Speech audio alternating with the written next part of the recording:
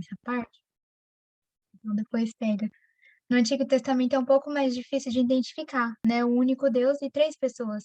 Só que você vai observando que a todo momento Deus fala no plural, não que ele fala todas as vezes, né, muitas vezes ele fala: "Eu sou o único Deus, adorai ao único Deus".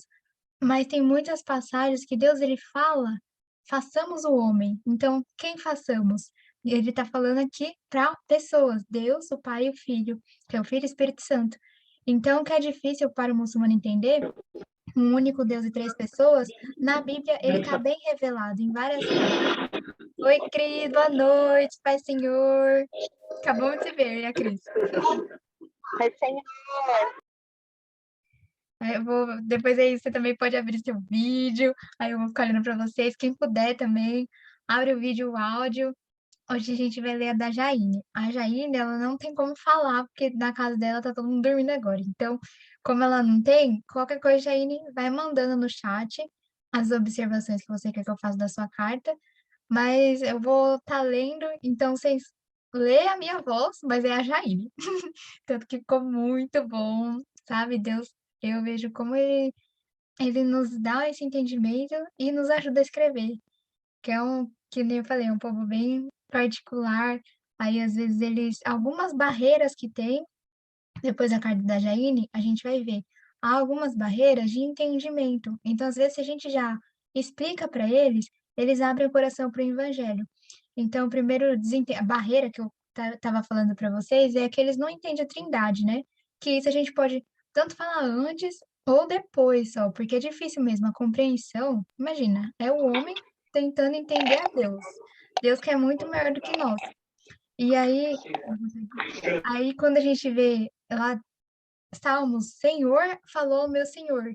Então, Deus estava falando com ele mesmo, é porque Deus, ele tem uma comunhão tão grande que ele é o Pai, o Filho e o Espírito Santo.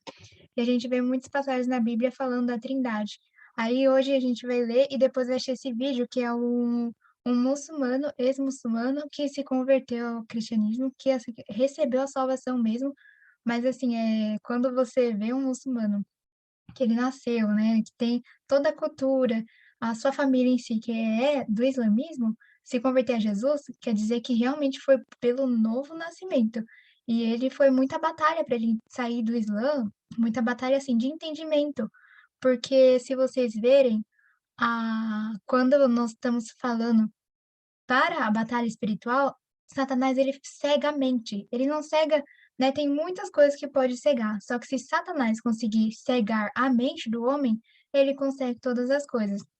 Isso foi na queda do homem, não sei se vocês lembram, a serpente foi falar com Eva, e a batalha ali não foi uma batalha física, né, senão a serpente: "Não, come, come", não, a serpente ela cegou a mente, que é o entendimento de Eva.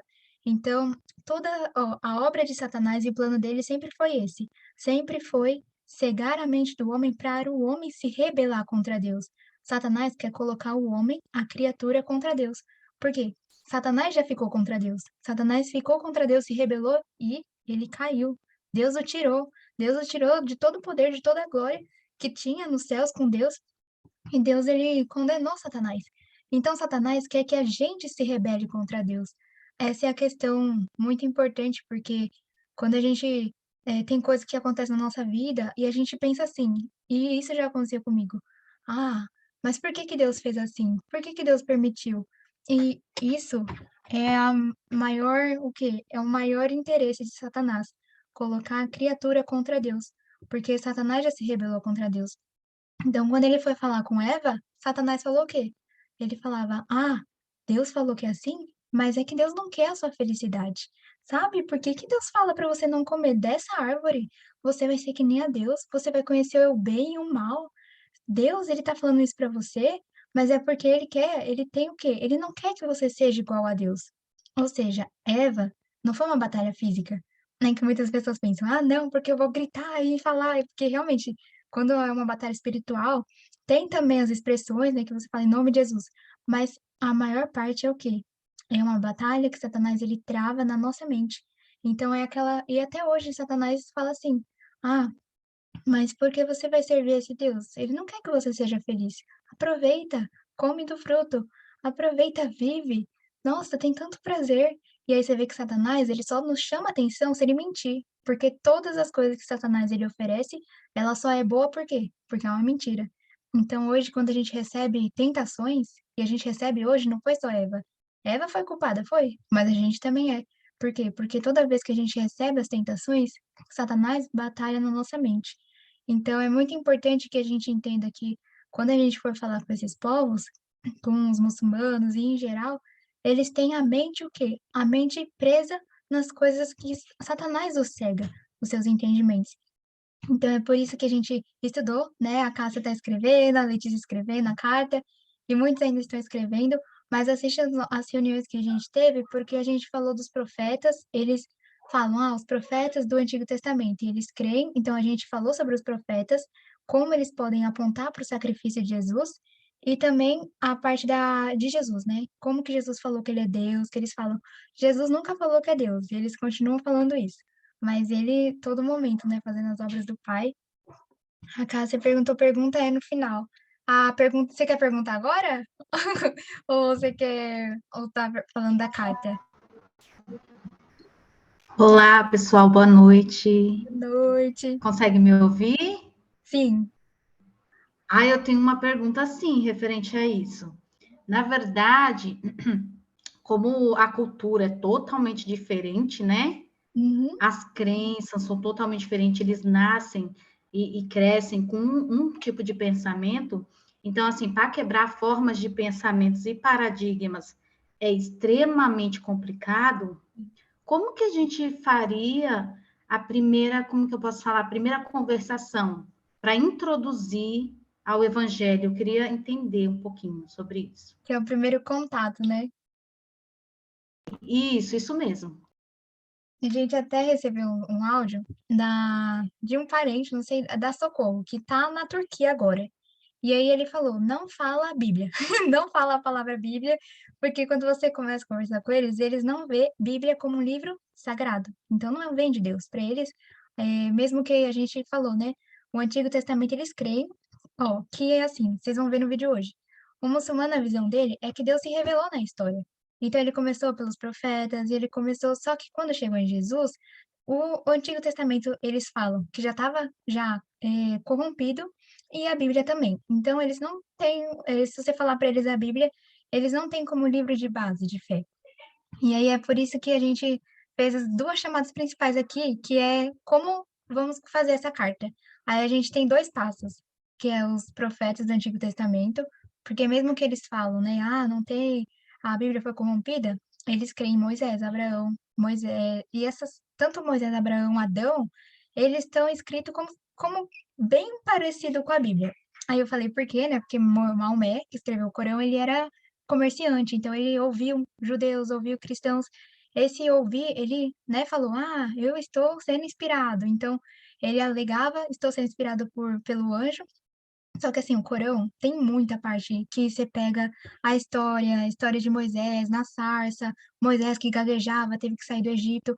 Ou seja, eles têm como esse tradição. Sim, eles têm a tradição como os profetas do Antigo Testamento.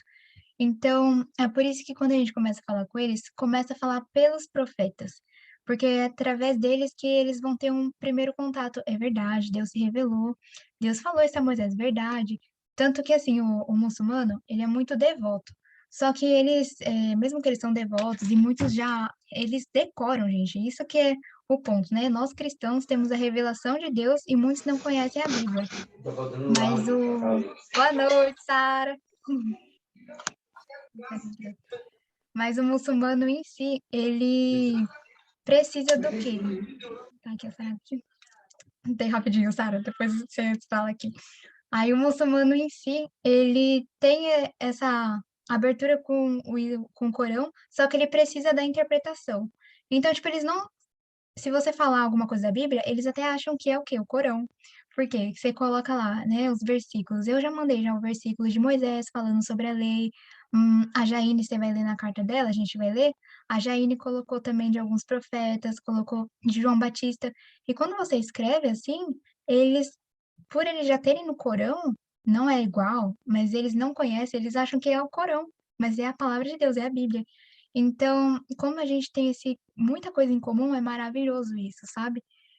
Eu achava que o Corão muçulmano ia ser muito difícil.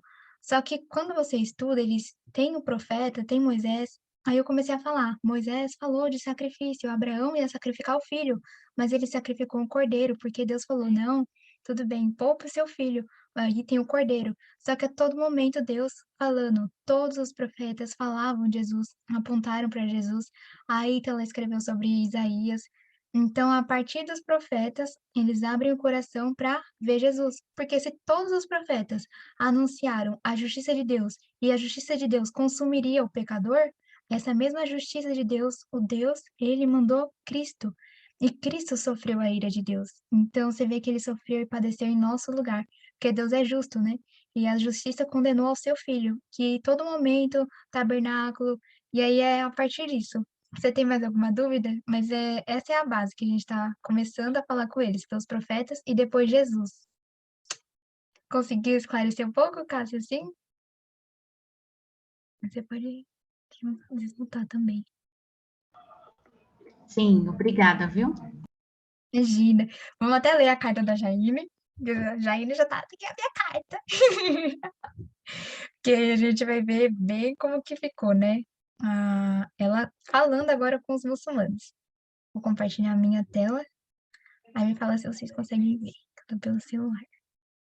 Vou também colocar para virar. Então, vou começar a ler essa carta da Jaine. Ela coloca: Olá, vim te trazer uma boa notícia. Boa notícia. Meu nome é Jaine, moro no Brasil e vim te falar sobre alguém que mudou a minha vida e me fez ver o quão incrível é a vida ao lado dele. Eu vivia em trevas e ilusões, sem esperança alguma para o futuro. Mas um dia, uma luz brilhou em minha vida. O amor de Deus me encontrou, a graça e a paz dele têm habitado no meu coração, e é isso que me faz escrever a você. Deus te ama muito, e eu também, e quero te falar sobre o que mudou minha vida. É algo tão bom que quero compartilhar com você, mesmo sem te conhecer, pois o amor de Deus é maior do que fronteiras ou qualquer outra coisa. Você conhece a história do profeta Jonas, que diz que ele foi engolido por um peixe, um grande peixe, e que passou alguns dias no ventre dele? Então, aqui ela já coloca um dos profetas Jonas, que até o muçulmano ele tem, né? Se colocar no Wikipédia, profetas que o Corão aceita, né? Que o Corão fala sobre. Então, Jonas. Aí ela coloca: Pois então, de uma forma semelhante, um homem justo, que nunca pecou, passou 3 dias e 3 noites nas profundezas da terra, pois ele tinha se entregado para provar a morte no lugar de toda a humanidade. Então, você vê que ela colocou um homem justo, né? A abertura assim, Jesus, a gente sabe que é Jesus, mas foi de pouquinho em pouquinho com eles aqui, que ele é justo e se entregou. Olha que legal, ela colocou, né? Passou 3 dias e 3 noites nas profundezas da terra, pois ele tinha se entregado para provar a morte no lugar de toda a humanidade. E só aqui, né, fazendo um comentário, os muçulmanos, eles têm essa barreira no coração de como um justo pode morrer por injustos. É injustiça. Até um paquistanês falou para mim, é injustiça. Como você fala que Deus, ele deu o justo Jesus, e para ele Jesus também nunca pecou. Olha só, no muçulmano nunca pecou. E Jesus, né? Só que eles não entendem como Deus vai dar a Jesus. É injustiça, ele vai morrer por nós, por toda a humanidade. Aí ela continua aqui. Pois estávamos condenados à morte e à separação de Deus por causa do pecado, porque Deus tinha ordenado a Adão e Eva que não comessem de uma determinada árvore do jardim, pois no dia que dela comessem, certamente morreriam. Mas eles desobedeceram, e por este motivo o pecado entrou na humanidade, e com ele a morte.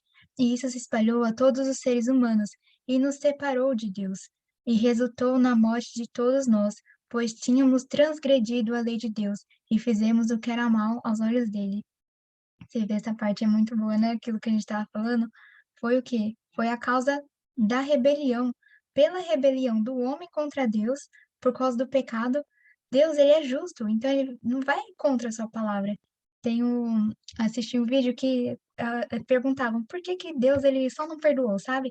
O muçulmano fala, quando eu falo para ele de Adão, eles falam assim, mas no Corão não tá que entrou o pecado no mundo.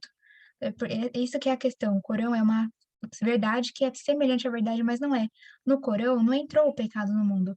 É mais ou menos assim, para ele, se a gente não é mal, porque a Bíblia fala, o coração do homem, ele já o Davi falava: "Em pecado me concebeu a minha mãe". Então, desde o ventre, a gente já tem a raiz, que é a raiz do pecado, a natureza pecaminosa já vem com a gente. Então, por isso que nenhuma obra de justiça nossa é justa perante Deus. A gente só pode oferecer uma única justiça, que é a justiça de Jesus. Aí Deus fala: "Até as suas obras de justiça são imundas perante mim".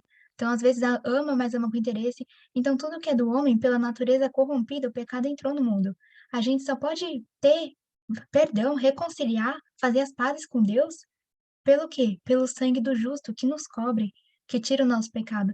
Só que o muçulmano fala assim: "Ah, Adão pecou", mas Adão pecou e Deus perdoou, porque Deus é misericordioso. Eles até falam muito, né: "Alá é misericordioso, então ele vai perdoar". Só que essa questão, a Bíblia ela é clara, Deus, ele fala e as coisas acontecem. Deus ele falou: "Haja luz, houve luz, haja trevas, houve trevas". Se Deus falou: "Se você comer dessa árvore, você morrerá", é isso que vai acontecer, porque Deus ele é justo para cumprir a sua palavra. Então não é o homem que minta, né, e até quando isso faz o quê? Faz entrar todo o pecado no mundo. Se Deus ele falou que morreriam, é como se tivesse e Deus sendo justo, né, pensa, já existiam anjos, Satanás já estava ali, Satanás estava como forma de serpente, então todo o céu testificava que quê? Que Deus honrou e cumpriu a palavra dele. E qual era a palavra? A primeira: "Se você pecar, no dia que você comer do fruto, você morre". Então o muçulmano fala: "Não, Deus é misericordioso, ele perdoou". Não, Deus ele falou: "Pelo pecado vem a morte". Então a gente não pode simplesmente: "Ah, apaguei da história essa parte, não tem problema", porque para o muçulmano, como a gente não é corrompido, a única coisa que a gente precisa é o quê? Conhecimento. Então se no cristianismo você precisa nascer de novo, você precisa crer em Jesus e nascer de novo como uma nova criatura, porque um homem corrompido, para ele ser o filho de Deus, foi necessário que o filho de Deus morresse na cruz. Agora, você vê que o muçulmano não. Você vê que para o muçulmano, você tem já um coração que você pode seguir a Deus. Então, se o seu coração pode seguir a Deus, você só precisa de conhecimento. E eu falei hoje, né, só a gente já continua na carta, eu estava falando hoje da igreja, né, até para a irmã da Cris. Deus, para criar o mundo, ele falou. E ele falou: "Haja luz, houve luz, haja isso", e foi um poder gigante, né. Aí, ó, muito bom. Estão juntas ali, estava falando para ela hoje. E agora, para perdoar o homem? Para perdoar o homem foi um poder muito maior, porque ele teve que crucificar o seu próprio filho para que seres humanos corrompidos, com a natureza corrompida, agora tivessem uma nova natureza. Isso que é nascer de novo. A gente nasceu, o primeiro nascimento. Davi falou: "Em pecado me concebeu a minha mãe".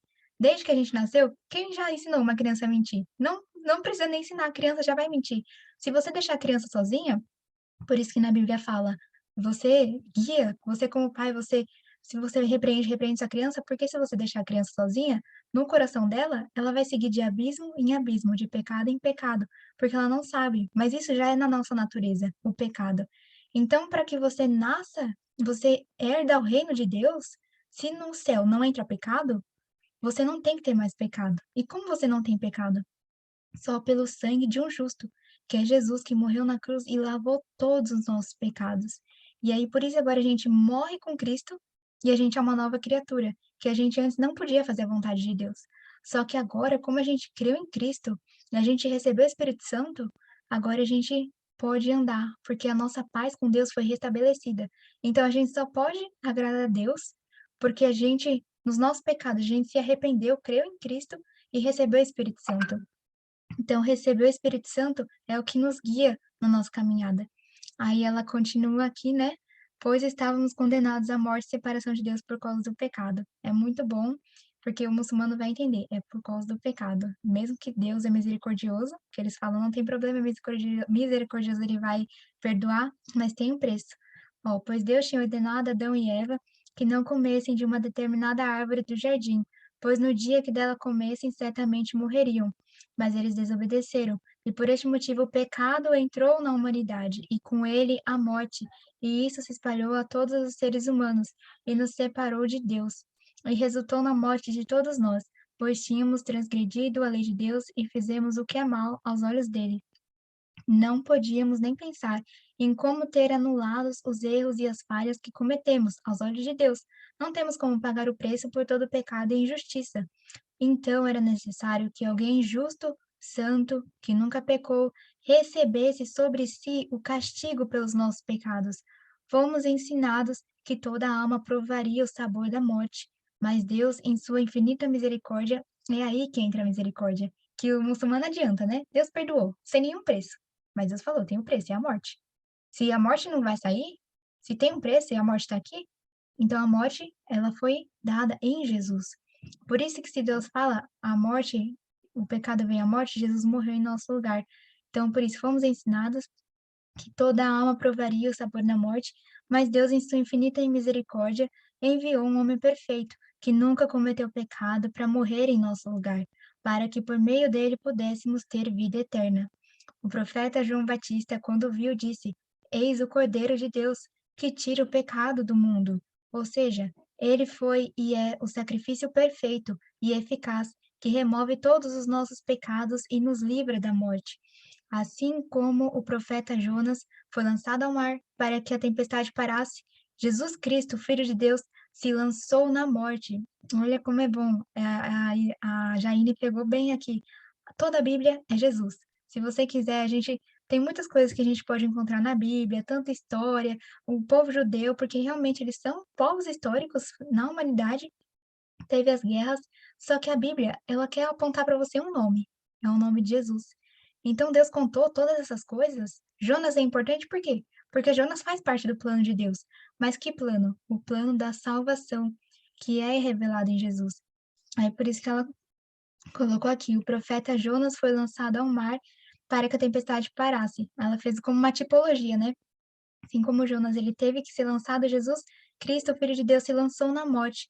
Ele derramou sua alma na morte, sofreu o castigo que era nosso, para que a ira de Deus contra os pecados de todos os homens fosse desviada daqueles que creem e confiam nele. Ele se entregou numa cruz, ele foi sepultado, mas ao terceiro dia ele ressuscitou dos mortos, por amor a nós, para que por meio dele tenhamos vida eterna.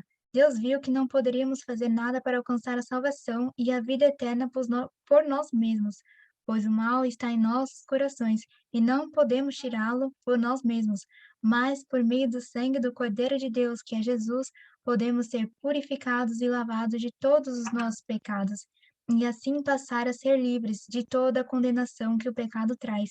Ao crermos em Jesus e no que ele fez na cruz, somos reconciliados com Deus por meio do seu sangue derramado. Somos justificados dos nossos pecados diante de Deus.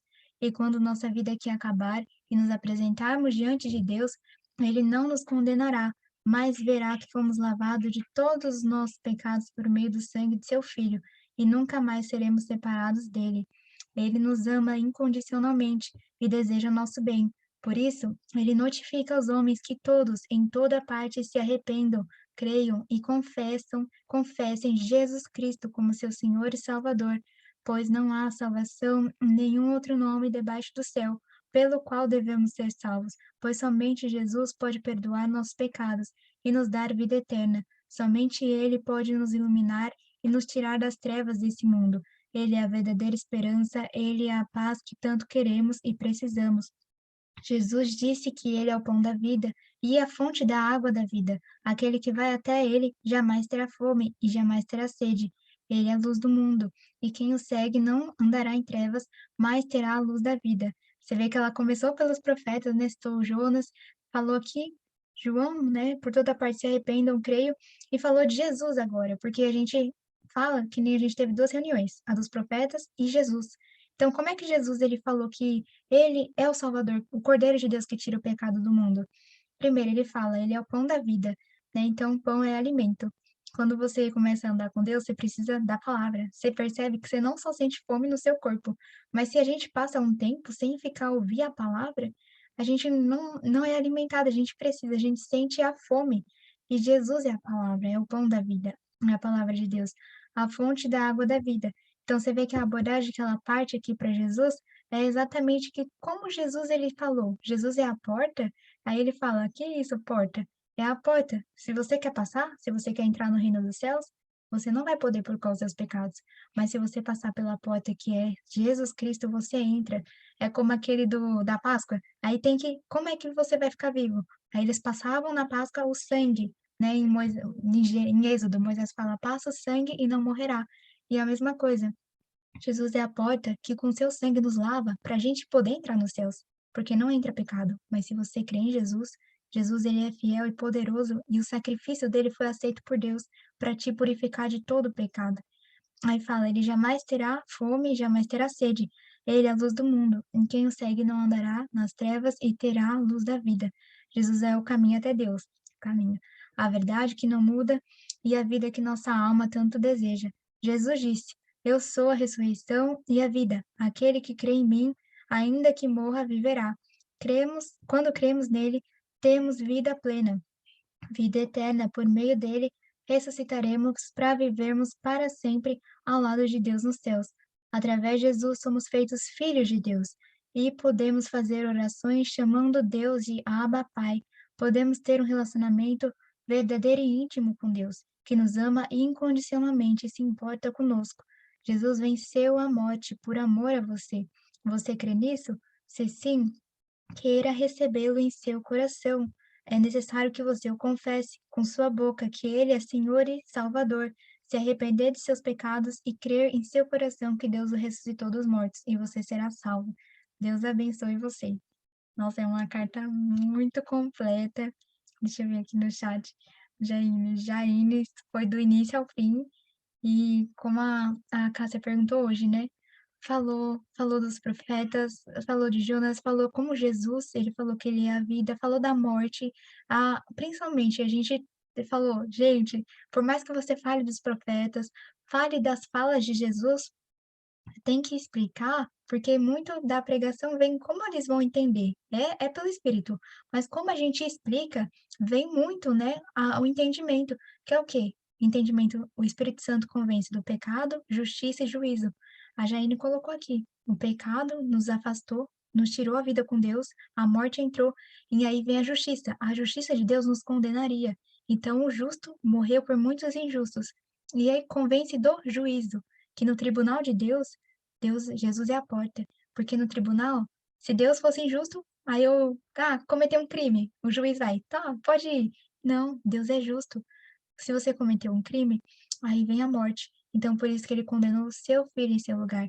Aí a gente falou depois do arrependimento, que é crer. Então, quando você ouve, você tem fé, você crê. Só que junto com a fé vem o arrependimento. Porque se Jesus morreu pelos meus pecados, eu moí a Cristo. Sabe, toda a dor, toda a ira de Deus que foi em cima de Jesus, Jesus no Getsemane, que sua gota de sangue foi por causa dos nossos pecados. Então hoje a gente não peca em paz, é exatamente isso, a gente não peca, a gente não vive em pecado. Não vivemos em pecado porque Cristo morreu por nós e a gente morre com ele. Então ela colocou assim completo, desde o início, né, a abertura para o muçulmano, eles entendendo, falou sobre o homem que tirou, que foi justo, e ali no final ela colocou, você crê nisso? Porque Romanos 10:10, a gente sabe que, assim, a fé no evangelho, ele pode chegar de diversas maneiras, né? Mas Deus deu uma maneira. Qual maneira que Deus deu? Principal é que você vai, ide e pregai. Então, como é que o evangelho vai chegar? Martinho Lutero chegou, ele leu a palavra e ficou lendo, ficou lendo. Só que a maneira principal é que nós, que somos filhos de Deus, ide e pregai o evangelho.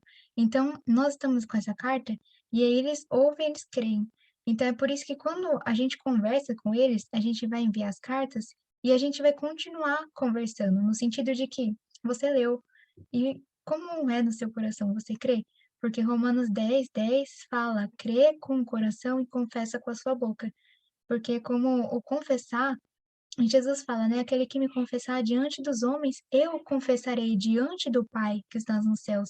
Então, você vê a importância de que quando a gente estiver no tribunal de Deus, Deus sendo justo juiz, nós temos um advogado que é ao nosso lado. E Deus, ele nos ama. Ele deu o filho por nós. Deus não se agrada na morte do ímpio. Mas só que Deus, ele deu o filho para que todo aquele que nele crê, a gente sabe, não pereça. Então é por isso que confessar, Jesus falou: aquele que me confessar diante dos homens, eu confessarei diante do Pai que está nos céus, que é o mais importante, a salvação. E ela colocou aqui completo, até que eu ficava perguntando, né: "Nossa, mas será que se a pessoa negar a Cristo, ela não vai ser salva, ela perde salvação?". Mas no sentido, a gente sabe que a salvação não é pelas nossas obras, é pela fé de uma vez por todas que Jesus pagou o preço. Então antes era um monte de cordeiro, cordeiro sacrificado, e Jesus fala em Hebreus, ele foi de uma vez por todas. Só que essa mesma salvação que é dada de uma vez, pela justificação, você te deu, Jesus te deu a justiça. Jesus te tornou justo, justificado. Essa mesma salvação, ela na nossa vida compreende o justificado, já estou justo diante de Deus por Jesus, porque não é minha obra, mas compreende também a caminhada. Então, eu recebi o Espírito Santo, agora eu sou filho de Deus, santificação. E a santificação veio o quê? O confessar, que é muito importante. Eu vi uma Coreia, ou foi, não sei se foi Coreia do Norte ou foi a China. Aí a mãe estava com as suas 2 filhas, e ela na cadeia falava, né: "Eu libero as suas filhas, se você confessar que você não é cristã, você nega o nome de Jesus, nega o nome de Jesus e elas estão livres". E as filhas sofrendo, sofrendo, porque eles não têm, perseguição, perseguição mesmo, batia, e aí a mãe ficou, né: "Nossa, eu falo não", e aí eu na minha mente, né, eu falei: "Meu Deus, é muito difícil, é mais fácil ela falar que ela não é". Só que aí, olha a importância, a mãe falou: "Eu não posso negar Jesus, porque eu creio nele". E aí você vê que é tão importante, porque mesmo que as filhas morressem na prisão, essas mesmas filhas, olha o testemunho da mãe, ouvindo a mãe falar que prefere que mesmo que as filhas sofram, mesmo que as filhas vão à morte, ela não negaria Jesus, então na cabeça das filhas é o quê? Então, talvez você ia pensar: "Não, as filhas vão falar: 'Essa mãe não me ama, porque essa mãe não negou Jesus?'". Logo, as filhas, elas pensaram o contrário, elas falaram: "Se a minha mãe não negou o nome de Cristo, quer dizer que mesmo depois da minha morte, esta minha mãe, ela confia que diante de Deus, esse Jesus vai estar para me receber. Então, mesmo que essa vida passe, e essa vida vai passar, o mais importante é que a nossa casa, os nossos amigos, as pessoas que nós estamos indo pregar o evangelho, elas conheçam que o Cristo é aquele que vai nos garantir eterno, vida eterna. Porque hoje, né, a gente tem muita coisa, é muitas coisas corridas, então aí até fala, né, hoje é tão difícil e aí os pais falam: "Não, você faz isso, faz aquilo", e aí quando você vê, não é importante para os pais, não é importante para as pessoas que as pessoas conheçam a salvação, a vida eterna. Só que sendo que é o mais importante, porque essa pessoa ela vai morrer, ela pode ter vivido 60, 80, 100 anos, e ainda numa vida de o quê? Aflições. Porque Jesus falou: "No mundo teremos aflições". Hoje é raro um dia só de paz, não tem um dia só de paz. A gente tem aflição, todos os dias. Então, o que você vê? O que que você prefere? Você viver uma vida em que você teme falar do amor de Cristo, falar da salvação, ou viver uma eternidade sabendo que você levou o evangelho para aquelas pessoas, as pessoas que você ama souberam quem é Cristo, elas tiveram a revelação do testemunho, e aquela mãe, e olha que maravilhoso, aí os guardas da prisão, eles viram, e todos os pais tinham negado a Cristo, tudo para o filho sair da prisão. Aquela mãe não negou a Cristo. Eu falei: "Nossa, já era, as filha dela vai morrer, vai sofrer uma aflição". E o guarda pegou de tal e eles estão rígido, rígido mesmo, e falou: "Saia, saia, vai rápido". E libertou a mãe e as filhas. Aí o outro guarda ouviu, né, aí ele falou: "Nossa, mas você crê em Cristo?". Aí ele: "Nossa, depois que essa mãe falou que daria as filhas dela para morrer, mas ela não negaria Cristo". Então você vê a importância do testemunho. Essa parte de confessar não fica só na terra. É um confessar de que você confessa, mas ela vai ter o quê? O peso de eternidade, de glória. É que nem na prisão, você vê, gente, Paulo ficou na prisão, ele evangelizou todo mundo da prisão. É bem assim: "Ah, Jesus, onde você quer que eu vou? Ah, vou preso? Tá bom, eu sei que o Senhor tá me levando na prisão, porque tem pessoas para salvação". E dito e feito. Aquele guarda que ia se matar, esse era Paulo e Silas, né. Paulo e Silas, o guarda se matar, ele: "Não, não se mate". E aí ele foi na casa do guarda e pregou o evangelho e toda a família foi salva. Ou seja, nossa vida, gente, é muito breve. Essa que é a questão. Hoje a indústria, né, quer parecer que sempre vai ficar com o rosto, sempre vai ficar lindo. Aqueles atores lá que sempre são bonitos, porque o mundo quer te dar a ideia de que a vida é, ó, infinita, a beleza é infinita, tudo é, você vai ficar aqui na Terra, mas passa. Então, se eu vejo, né, um, tanto para os jovens, a minha geração, é que ninguém acha que a vida vai passar. Mas a vida, ela é tão breve que a morte vai chegar e depois a gente não vai ter forças. Depois, a gente olha assim, a vida passou e o que que a gente fez? O que a gente fez pelo reino? O que a gente fez para que as pessoas sejam salvas? Então, é realmente, nosso reino de Deus, ele é muito mais importante do que qualquer coisa.